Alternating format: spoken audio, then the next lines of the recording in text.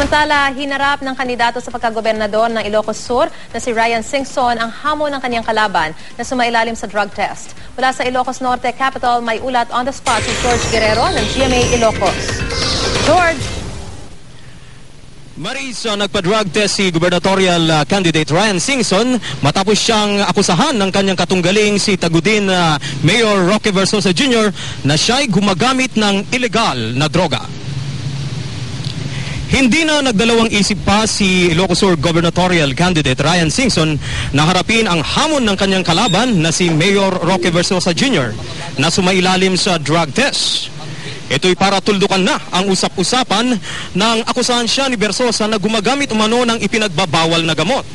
Kaya kahapon, pagkatapos ng kampanya at grand motorcade ng Team Ryan sa buong lalawigan ng Ilocos Sur, agad siyang nagtungo sa isang pribadong ospital para magpa-drug test. Isinagawa ang examination kay Singson sa loob lamang ng ilang minuto. Pagkatapos ng drug testing, masaya naman niyang ipinakita ang negative result ng eksaminasyon. Dahil dito, hinamon rin ni Ryan si Mayor Versosa na magpa-drug test. Sinusubukan pa namin kuna ng pahayag ni Mayor Versosa pero hindi pa ito sumasagot sa aming mga tawag. Maris, dito sa lalawigan ng Ilocos Norte ay nakahanda na ang mga pulisya at ang COMELEC para sa eleksyon bukas. Ang mahigpit na binabantayan ngayon ay ang bayan ng Pagudpod dahil may pinadala pang isang armored car at mahigit na 20 sundalo bilang augmentation force ng PNP dahil sa naganap na madugong engkwentro dito noong araw ng Martes.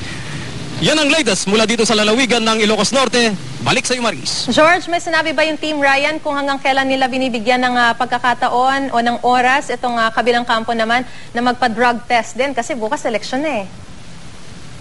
Hindi naman sila nagbigay ng oras o timetable para sa kabilang partido, Maris, upang sila ay magsagawa naman o sumailalim sa drug test. Maraming salamat, George Guerrero.